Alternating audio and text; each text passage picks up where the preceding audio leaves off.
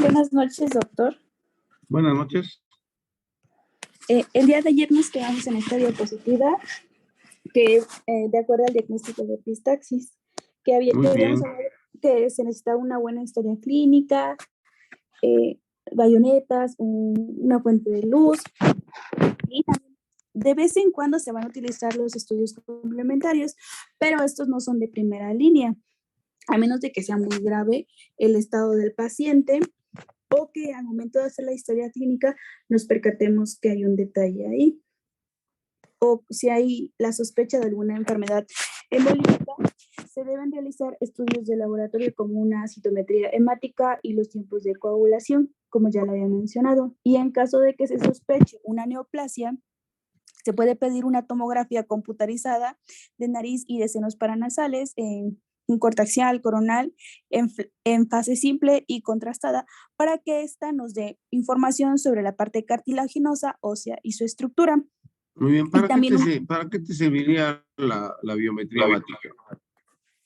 Para revisar cómo están sus... No, la biometría. La biometría hemática, ¿para qué te serviría? Para revisar cómo están sus plaquetas. Pues, supongo que están normal las plaquetas. ¿Qué más? ¿Qué sería lo más importante? Está sangrando el paciente. ¿Qué esperas encontrar en una biometría? Igual su hemoglobina. Eso. Lo que vas a valorar fundamentalmente en un momento dado, en una de urgencia, independientemente que te dé si está con volumen normal o no de plaquetas, pero lo que vas a valorar de inmediato, lo que va a ser la pauta directa, es su hematocrito y su hemoglobina. ¿Y eso qué te va a significar? ¿Qué esperas encontrar? O sea, ¿qué sería la utilidad que le encontrarías a una biometría? O sea, no la puedes pedir por pedir nada más. ¿Sí? Pues para determinar cómo está el estado hemodinámico del paciente que va a necesitar. Para determinar qué, perdón, no te escuché. Su estado hemodinámico, porque pues primero necesitamos paciente. Pues, si tienes un paciente que ha tenido un sangrado intenso, severo, abundante, o sea, hasta antes de que se pueda controlar y te tomas una biometría, ¿qué esperas encontrar en la biometría? Revisar si no está anémico. Exacto. Ese es el punto clave. O sea, vas a valorar su hemoglobina y su hematocrito. Entonces, si te encuentras un paciente que normalmente tiene 15, 16 o 14, entre 16 de hemoglobina con 40 de hematocrito, y encuentras una biometría con un paciente con 8 de hemoglobina y veintitantos de 24, 26 de hematocrito, es un paciente que sangró severamente, o sea, prácticamente 50% de su volumen sanguíneo se ha perdido. Entonces, la biometría te va a dar, inclusive es el parámetro en un momento dado que te va a dar si transfundes o no transfundes a un paciente. O sea, qué tanto sangró, qué tanto perdió. O sea, ya más o menos en práctica ve uno que más o menos por cada gramo de hemoglobina que se pierda, por cada gramo de hematocrito que baje, perdón, o sea, porcentaje de hematocrito que baje, estás hablando de una pérdida entre 500, entre 250 a 500 mililitros de sangre. Entonces, un paciente con un 8 o 10 de hemoglobina, pues quiere decir que se aventó 2 litros de sangrado, cuando menos, para llegar a esa cifra. Entonces, es un parámetro más o menos indicativo, pero es fundamental la biometría. Una vez que controlas y que tienes al paciente en el hospital, como dicen, es básica la biometría para ver cuánto tiene de hemoglobina y cuánto tiene de hematocrito. Y obviamente, aunado a eso, pues al mismo tiempo en el laboratorio le pides coagulación, ¿no? Ver si el paciente tiene sus tiempos de coagulación dentro de límites normales, o es un paciente con trastornos de una coagulopatía, ¿no? Pero, digamos, prácticamente lo de coagulopatía lo deja uno secundario, ¿no? Lo importante es el volumen sanguíneo que has tenido, ¿no? Que has perdido. Muy bien, síguele. Siguiente, por favor.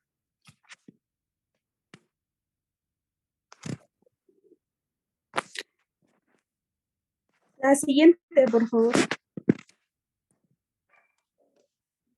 No te escucharon, Shirley. Ah, creo que ya. Ahora sí. Sí. Bueno, con respecto al diagnóstico diferencial, la hemorragia pues va a provenir sí o no de nuestras fosas nasales y por esto nos obliga a diferenciarla de una hemoptisis, de alguna hematemesis, de algún tumor sangrante que se encuentre en nuestra orofaringe, en la laringe o en Sí. otras áreas, algunas hemorragias de nuestras vías digestivas altas, entre otros. Ahora, con lo que respecta al tratamiento, va a ser uno médico y uno quirúrgico.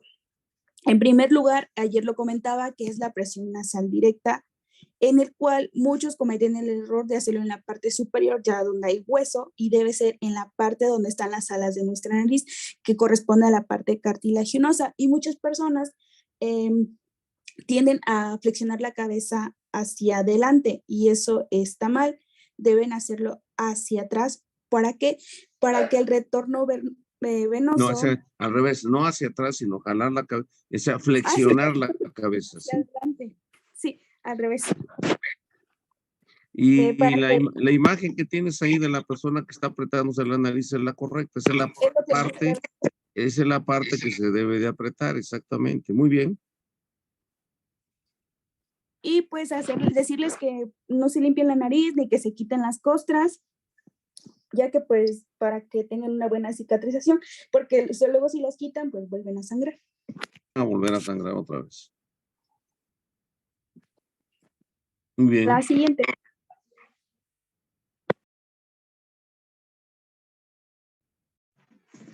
Buenas noches, doctor. ¿Sí? Ya siguiendo con el tratamiento, vamos a ver el tratamiento quirúrgico que podría considerarse quirúrgico y vamos a ver lo que es la cauterización. Y pues bueno, el tratamiento médico con base a la cauterización va a incluir, va a tratarse más bien de después de haberse efectuado una limpieza de la fosa nasal, por medio de una aspiración adecuada de esta, pues va a ser posible ya detectar, ¿no?, lo que es el sitio hemorrágico. Y posteriormente pues ya vamos a poder proceder a cauterizar el vaso sanguíneo, porque pues si no hay limpieza y no hacemos la aspiración correcta, pues no podemos ver, ¿no?, el vaso sangrante y la lesión. Y sobre esto pues va a ser a través de lo que es el ácido tricloroacético, nitrato de plata y un electrocauterio. Pero pues antes de realizar cualquier maniobra, pues debemos de aplicar lo que es anestesia tópica, ¿no? Esto va a ser con gilocaína o con gilocaína con epinefrina, ya que pues esto va a ayudar a la vasoconstricción y pues es muy importante, ¿no?, hacer la anestesia tópica, ya que pues el procedimiento sin este pues dolería bastante, ¿no?, por la cuestión del electrocauterio. No, y Y pues bueno, simplemente el nitrato. Bueno, cauterizar, acuérdense que es quemar, ¿no? Es una quemada, ¿no? Vamos a quemar el área sangrante. Acuérdense que hasta en las películas salen de los que calientan el cuchillo y lo pegan a la herida para cauterizar, ¿no? Entonces es una quemadura. Entonces vamos, en la cauterización lo que se dice puede ser química o eléctrica. La cauterización química, lo que dijiste ahorita muy bien, es con nitrato de plata o con ácido tricloracético. Y la cauterización eléctrica, obviamente usamos los cauterios quirúrgicos, ¿no? O sea, y lo que dijiste es lo correcto, no se puede cauterizar si no colocamos primero un toquecito de anestesia local, o sea, impregnamos un algodoncito con gilocaína y le ponemos un poquito de gilometazolina, cualquier vasoconstrictor, lo pegamos a la pared del área sangrante, esperamos unos 1 minuto, 2 minutos, es rápido, quitamos y aplicamos la punta nada más. Se debe cauterizar nada más el área sangrante. O sea, el punto sangrante es lo que se debe de cicatrizar. Acuérdense, vamos a quemar, estamos quemando un pedacito de la mucosa nasal, haciéndole una costra. Entonces, cauterizar es quemar y formar una costra. Entonces, tenemos que tratar de no cauterizar áreas extensas. ¿Por qué no tendríamos que cauterizar áreas extensas?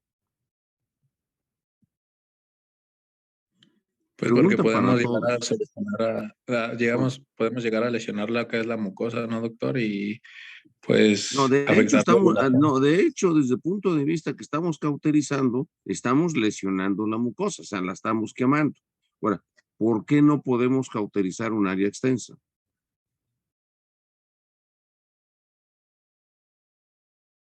Porque acuérdense que la mucosa es lo que le da nutrición al cartílago. O sea, el cartílago está subyacente, está abajo.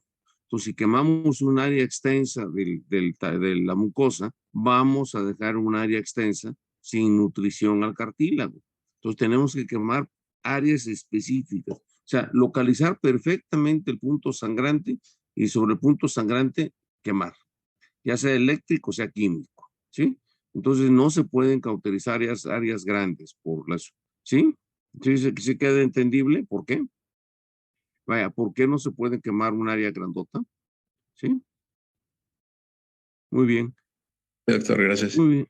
Y Síguele. bueno, como tomando en cuenta esto que acaba de decir el doctor, pues ya podemos entrar un poco en el tema sobre algunos inconvenientes de este procedimiento.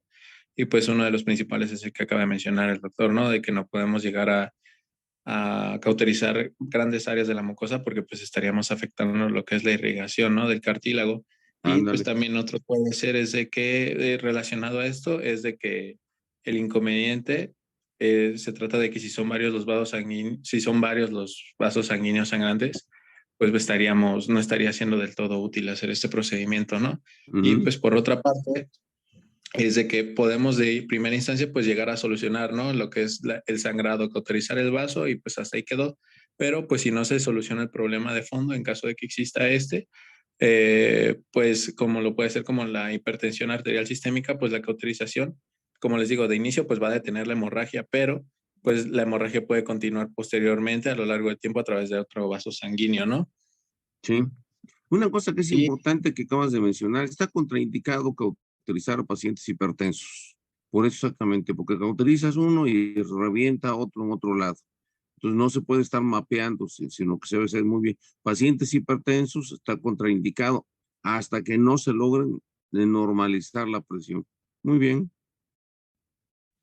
Y pues, gracias, doctor. Y pues ya posteriormente sería pues las indicaciones de toda la vida, ¿no? Que el paciente no se esté molestando lo que es el área, ya que se puede llegar a arrancar la costra o lo que ha producido después con el tiempo el epitelio de la nariz. Y pues también mantener si no me equivoco, es húmeda lo que es el área. Húmeda, exactamente. Húmeda. Mantener humedecida el área. Una cosa que es importante ya en la práctica, a veces mucha gente piensa que cauterizar una nariz, ya con eso se va a prevenir el sangrado.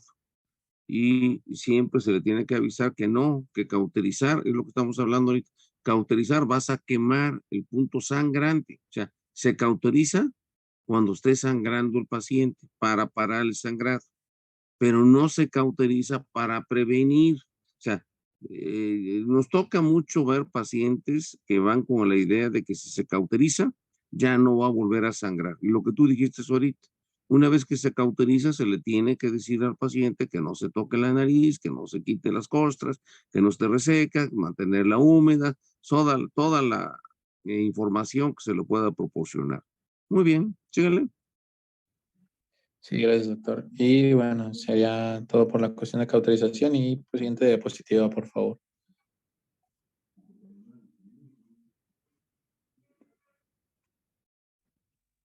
Bueno, les voy a hablar sobre el tamponamiento nasal anterior y bueno, y posteriormente sobre el posterior, pero empezando con el tamponamiento nasal anterior, va a consistir en la introducción nasal de una tira de gasa, va a ser aproximadamente de 50 centímetros de longitud por 1 centímetro de ancho, y los pasos para realizar esto es depositando en el fondo de la nariz dicha gasa hasta llegar hasta el vestíbulo nasal. La gasa puede estar empapada de vasoconstrictor o puede ser suero fisiológico, incluso vaselina líquida. Tras la colocación, se debe revisar la orofaringe para comprobar que ya no haya hemorragia a ese nivel. Y bueno, el tamponamiento debe durar de 3 a 5 días, pero es más recomendable un poco más. En la siguiente diapositiva les voy a explicar por qué. Siguiente, por favor. Bueno, aquí podemos ver una imagen sobre el procedimiento, sobre la gasa que se introduce. Siguiente, por favor. Bueno, aquí explica eso. El tamponamiento anterior, después de que se coloca, debe estar de 4 a 5 días mínimo. ¿Por qué? Porque se comete el gran error de que a las 2, 3 horas de que se aplica este taponamiento, pues el sangrado cede, ¿no? y la gente, bueno, se quita el tapón pensando que ya no va a haber hemorragia y esto lo único que va a ocasionar es que los coágulos que se estaban formando pues se quiten y vuelva a sangrar. Y bueno, es muy importante que se deba estar en constante humedecimiento en la nariz. Siguiente, por Bien. favor. Para el tamponamiento nasal. Permíteme, Adeli, antes de que sigas. Sí. Una cosa que es importante. Ustedes han visto a veces en la calle la gente que va con su taponcito de papel de baño metido en la nariz. Sí han visto, ¿no? Luego se los observa, uno estaba. El gran error es ese, de, vamos, una vez que se mete un tapón, no se debe de quitar. O sea, si el tapón logró parar el sangrado, no se debe de quitar el tapón. Y el gran error exactamente consiste en que se meten el taponcito, se tuercen el papel de baño, servilleta, se lo colocan y meten a presión el tapón y para el sangrado. Pero al ratito, a la hora, o 2 horas, como pusiste en tu diapositiva, se quitan el tapón. Entonces, lo único que hacen es que están quitando los coágulos, están quitando las costras. Y acuérdense que la hemostasia natural fisiológica es el tapón, y digo, es el coágulo y es la costra.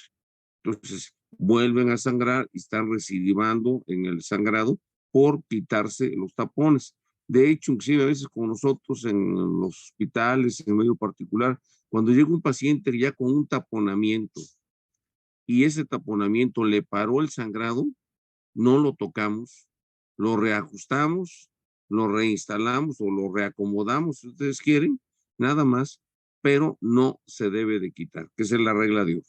Entonces, una vez que se mete el tapón, ahí se debe de quedar, lo que pusiste muy bien en la diapositiva, mínimo de 3 a 5 días mínimo, fíjense bien, ¿eh? O sea, ¿por qué? Porque ese es el tiempo promedio en que tarda en reepitelizar la mucosa, ¿verdad? Vamos, no es arbitrario, pero no quitar el tapón. Y lo que mencionaste también, una vez que para el sangrado, si no se han puesto tapón, se le prohíbe al paciente, se le explica que no se limpie la nariz. O sea, la queja que tienen es que van a sentir tapada la nariz, van a sentir obstruido, no van a poder respirar. Entonces se le dice claramente, bueno, ¿qué prefiere? ¿Estar respirando con su nariz o seguir sangrando? ¿Sí? Porque si no, se va a colocar un tapón de manera que no se lo quite. Pero sí queda claro que no se debe de retirar el tapón.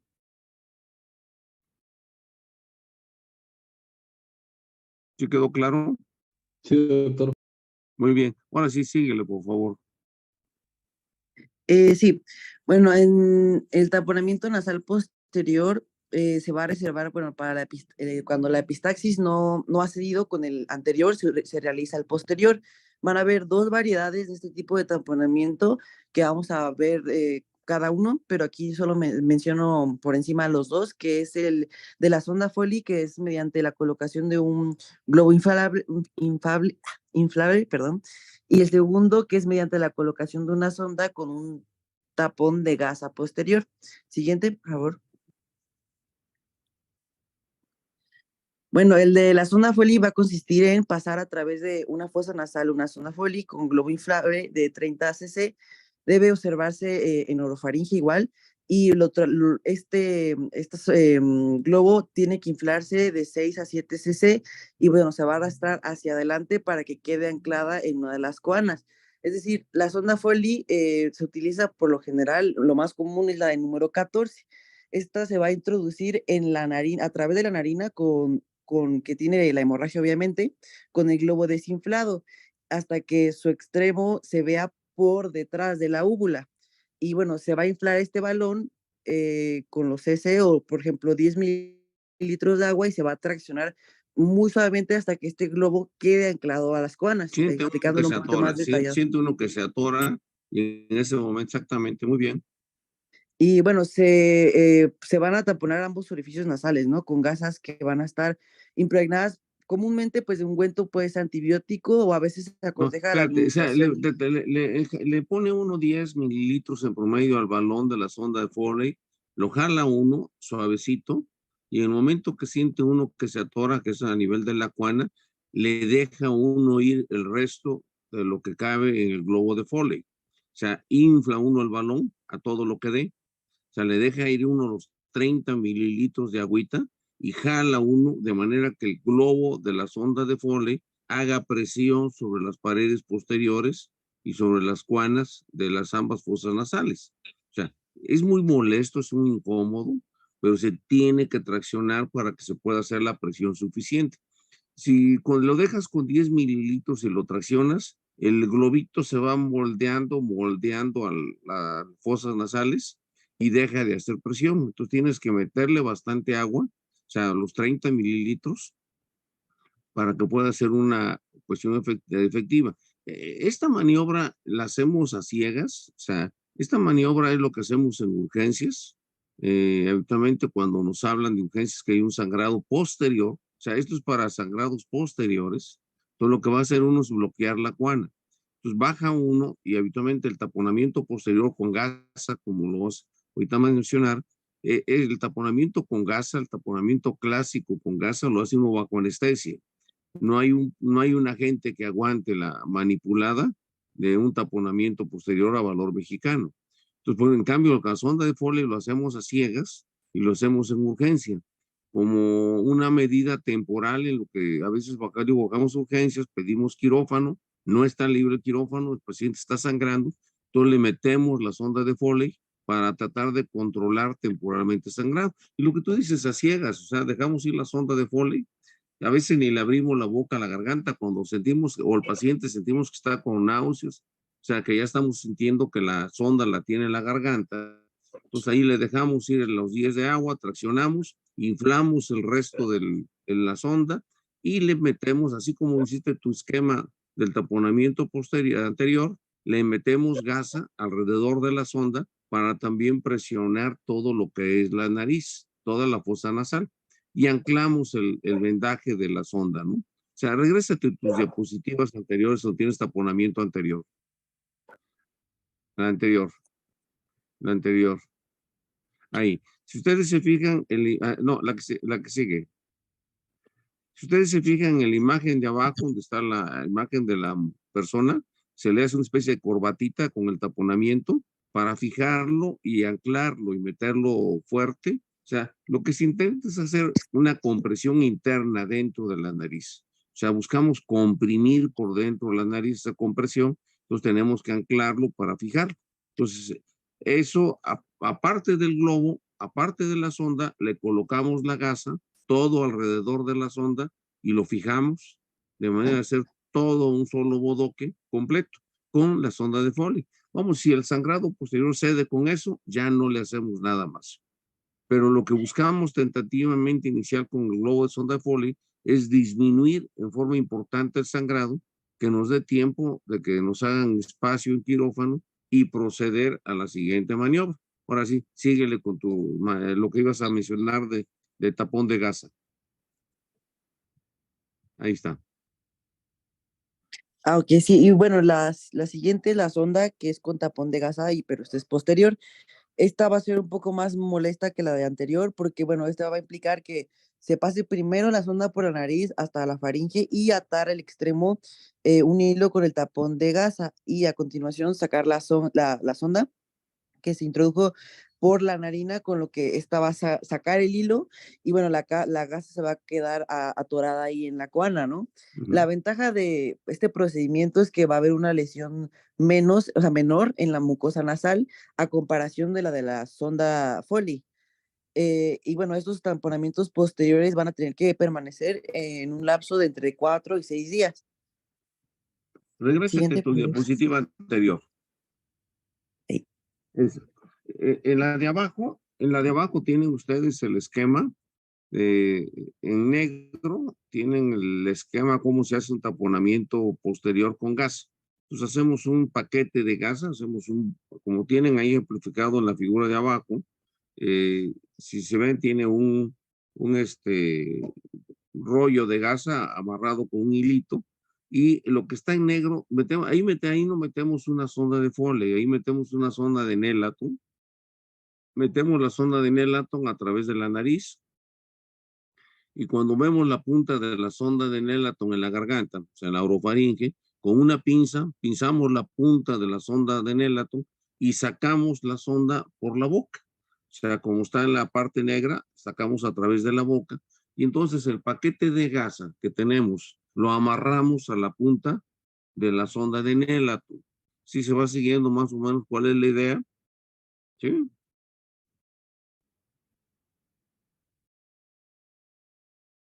¿Sí se va siguiendo como está en el esquema, que está amarrado el paquete de gas a la punta de la sonda de Nélaton? Sí. Eh, y entonces, cuando ya tenemos eso, el paciente, vuelvo a repetir, tiene que estar anestesiado, lo tenemos intubado, le colocamos un abrebocas para, como si fuéramos a operar amígdalas, porque tenemos que abrir toda la boca completa, y con la mano, el paquete de gases, por un lado vamos jalando la parte de la sonda de Nélaton que está en la nariz, la vamos jalando y vamos empujando con la mano el paquete de gasa todo alrededor de la boca hasta entrar por atrás del paladar blando, por atrás de la campanilla. ¿Ya están dando idea de cómo está esto? ¿Sí? O sea, le metemos la mano en la boca, ¿eh? Le metemos toda la mano en la boca y vamos empujando la gasa para el paquete de gasa compactarlo y anclarlo a nivel de la cuana. ¿Ya se quedó más o menos cuál es la idea? ¿Sí? Sí, doctor. Y eso es, dígame si ustedes piensan que exista un paciente que aguante toda esa manipulada que le estamos haciendo a valor mexicano. ¿Eh? ¿Sí? Entonces, el paciente tiene que estar anestesiado, tiene que estar en quirófano, tenemos que tenerlo intubado y colocar el abrebocas, abrir todo completo y meter todo esto. Y la sonda la vamos sacando paulatinamente a través de la nariz hasta que el hilo que se amarró, el paquete quede y salga a través de la fosa nasal. Ya que tenemos la sonda, el paquete de gas atorado en la rinofaringe, lo traccionamos fuerte, se da una tracción tremenda para que se cierre completamente la cuana y le metemos un taponamiento anterior, todavía lo tenemos que meter. Aquí es al revés, Deli. O sea, el taponamiento posterior con gasa sí nos lastima mucho la garganta, a diferencia de cuando metemos el balón de Foley, que es más blandito y lastima menos. Entonces aquí lo que buscamos casi siempre es el paquete de gasa, envolverlo. Anteriormente lo usábamos de un guante común y corriente, le quitábamos el dedo gordo del guante y en el dedo y en el guante se metíamos el paquete de gasa, buscando que el paquete de gasa no se pegue, no se adhiera a la mucosa de rinofaringe. Y se queda un hilo por abajo, ustedes se fijan en el esquema, un hilo está amarrado a la punta de la sonda de Nélaton y hacia abajo queda una parte de hilo colgando. Esa parte de hilo colgando que queda, lo queda colgando por la boca, los dejamos en la boca para que cuando se retire el tapón, a través de ese hilo traccionemos hacia abajo y desimpactemos el tapón de gasa y podamos sacarlo. Ahí es donde se lastima mucho la garganta a veces al traccionar porque se pega la gasa. Entonces, para eso volvemos en un dedo de guante, volvemos el taponamiento de manera que el hule del guante no se pegue o sea menos adhesivo y lastimemos motor. En la forma práctica ya últimamente lo que hemos estado usando es un condón, o sea, y dentro del condón metemos los taponamientos, o sea, para que además el condón está lubricado, se pega menos, podemos sacarlo a todo lo largo de la fosa nasal y a través dentro del condón metemos los taponamientos para que no hagan contacto la gasa con la mucosa y con eso evitamos que se nos macere. Entonces yo también, para que vean que hasta en mi carro cargo un condón ahí para que vean por los taponamientos posteriores que pueda yo necesitar, ¿no? No para que piensen mal. Sí, para que vean que también tiene utilidad práctica para otras cosas. ¿Sí? ¿Sí se entiende más o menos lo del taponamiento posterior? Sí, ¿Sí? doctor. Sí, y eso, le vuelvo a repetir, es tremenda. Imagínese a la gente con un paquete de gas atorado por detrás de la garganta, pero atorado, impactado, metido. Se lo metemos a presión, no lo metemos con ninguna consideración.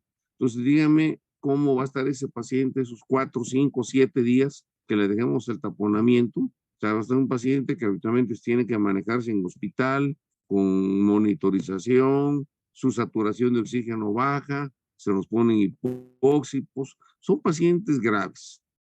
El taponamiento posterior lo reservamos para pacientes con sangrados posteriores, que son sangrados que ponen en peligro la vida.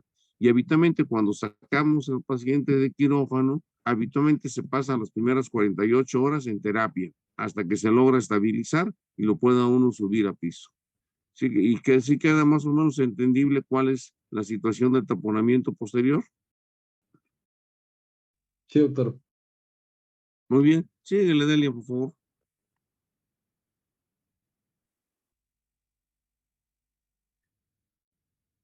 La siguiente, por favor. Bueno, ya va mi compañero. Sí, Mi muy compañera, bien. perdón.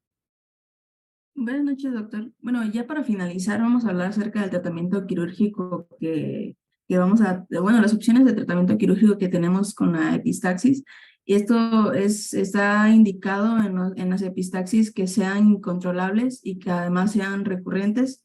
Una de las opciones quirúrgicas que hay es la ligadura de las arterias etmoidales anteriores y posteriores. También está la etmoidectomía externa.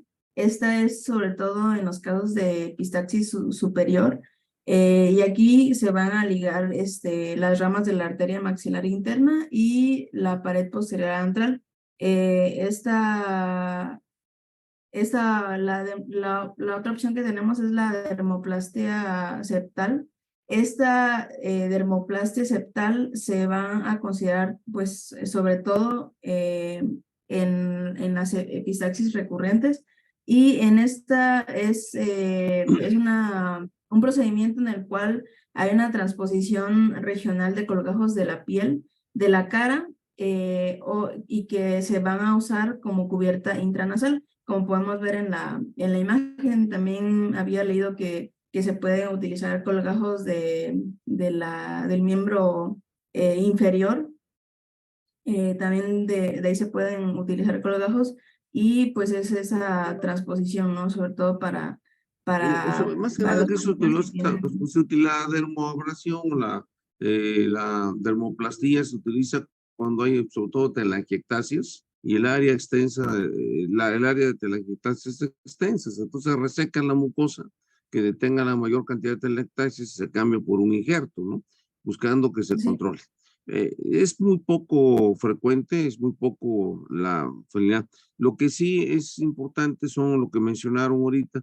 eh, Hay un protocolo, pues, o sea, comenzamos desde las maniobras más sencillas, acuérdense, que es la compresión, el uso del vasoconstrictor, seguimos con las cauterizaciones, y si vemos que sigue sangrando, pues vamos subiendo de nivel.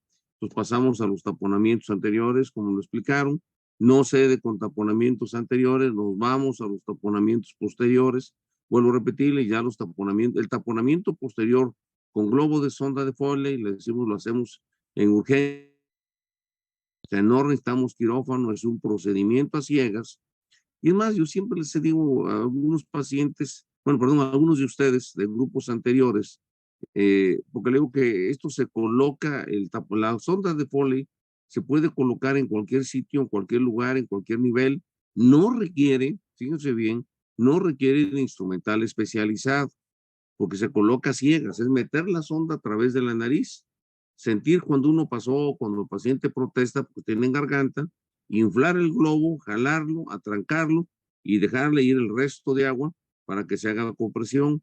Eso lo puede hacer cualquier persona, cualquier médico, en cualquier lugar, únicamente que tenga la sonda de Foley con globo 30.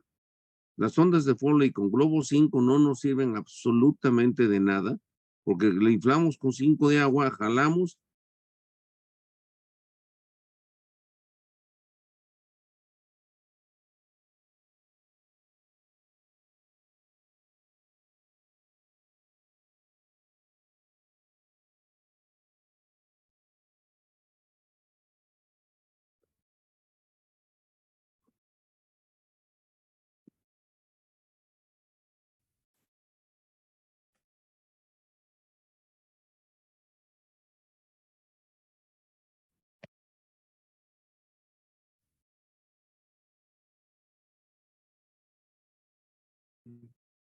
Muy bien, ya nos conectamos.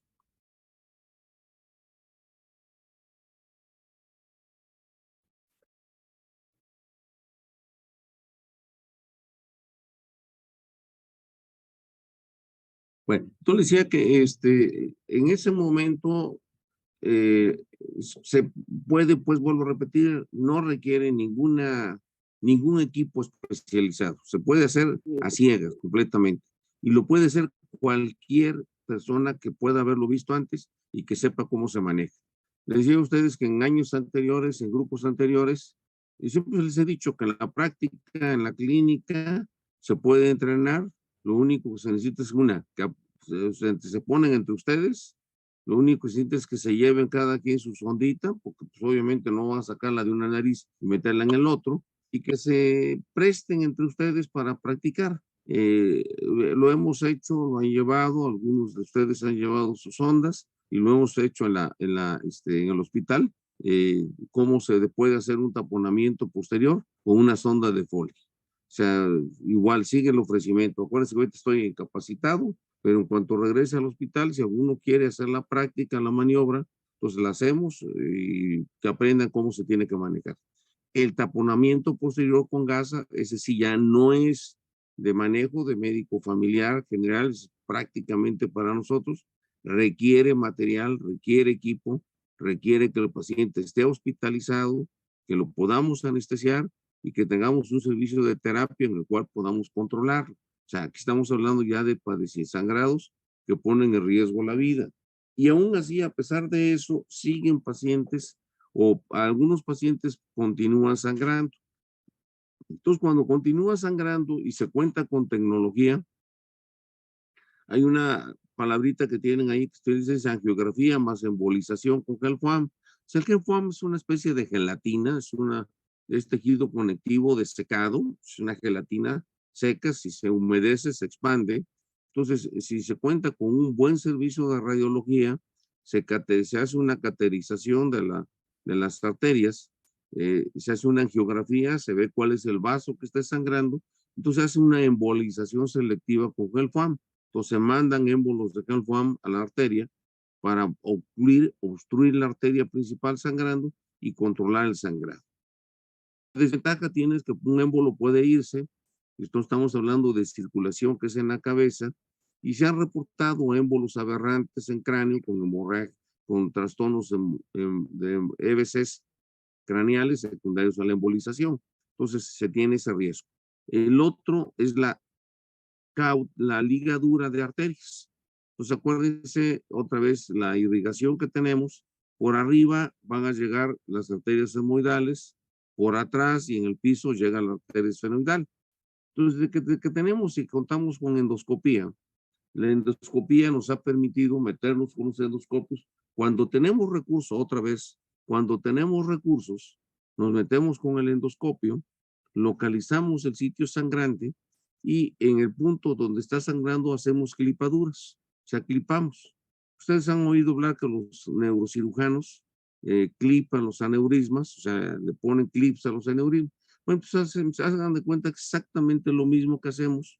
Pues con los equipos de endoscopía entramos, buscamos el sitio sangrante y si tenemos las grapas y tenemos el equipo, clipamos las arterias y con eso controlamos el sangrado. Obviamente, voy a repetir, estamos en que yo recuerde, por ejemplo, en el ISSSTE tengo como que serán unos 7 años que no hago una ligadura, una clipadura, porque no ha habido grapas, o sea, simple y sencillamente. O sea, y si no hay grapas, pues no se puede clipar. Entonces, pero sí se hacen ligaduras externas, o sea, ligamos la maxilar interna a la altura del cuello, ligamos las esmoidales a nivel de la órbita, o sea, cuando se requiere. O sea, ya entran en procedimientos bastante sofisticados y que obviamente implican riesgo para el paciente. Acuérdense que todas las cirugías, todas tienen un riesgo. Entonces, cuando pasa un sangrado de este tipo, de esta magnitud, habitualmente al paciente se le está consciente, se le dice lo que se le va a hacer, las implicaciones y los riesgos que puede presentar. Y si es un paciente, vamos, inconsciente, a los familiares se les tiene que explicar los riesgos que implica el meterse a hacer toda una cosa de estas. sea, no es inocuo, a veces queda bien. Y hay una cosa que es importante en los traumatismos. Ayer que hablamos de la ligadura, la ruptura de carótida. Vamos a tocar el tema de fracturas craniofaciales. Entonces, acuérdense que toda la irrigación entra por la parte de atrás de la cara, o sea, por ahí van las carótidas, en su entrada, en su viaje, la externa hacia afuera, la interna hacia adentro. Entonces, ese es el punto importante que llegamos a tener. Y eso es una cosa que se tiene que checar, ¿sí? Se puede informar lo que llamamos aneurismas aberrantes por comunicación entre los sistemas de carótida interna con la carótida externa. Y eso, desafortunadamente, que se hagan aneurismas postraumáticos. Y les digo a ustedes que la única vez que he visto un aneurisma postraumático, dependiendo de carótida interna que se reventó, no alcanzó a llegar al hospital. O sea, no, el sangrado es tan severo que no alcanzan a llegar a los hospitales. Entonces, siempre se tiene presente en los traumatismos craneofaciales. No sé si quede claro, más o menos. Sí, doctor. O sea, vamos subiendo de nivel. O sea, en los sangrados, afortunadamente, siempre se mencionan los sangrados anteriores, son los más frecuentes, son los fáciles de controlar y son los que habitualmente se manejan en consulta externa y en forma externa con el paciente con indicaciones. El reto realmente son los sangrados posteriores. A ustedes les tocaría, si alguna vez, por decir ustedes que siempre, acuérdense, nunca se les olvide, un sangrado de nariz, ábranle la boca y véanle la garganta. O sea, inclusive antes de cualquier maniobra, su abatelenguas, le bajan la lengua, le ven la garganta. Si ven que hay sangre hacia atrás, ese es un sangrado posterior y no va a servir prácticamente de nada que le pongan un taponamiento anterior. ¿Sí? Es más, lo van a agravar porque al ponerle el taponamiento anterior, lo único que van a hacer es empujar la sangre más hacia atrás todavía. Entonces, pero la primera maniobra es siempre ver la garganta que no esté sangrando. ¿Sí? Y eso sí lo pueden hacer a cualquier nivel y en cualquier lugar. ¿Estamos?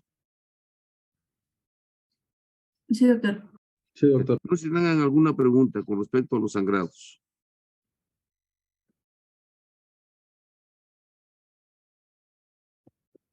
¿No? No, doctor. Bueno, entonces vamos a aprovechar que terminamos aquí. ¿Qué sigue de tema?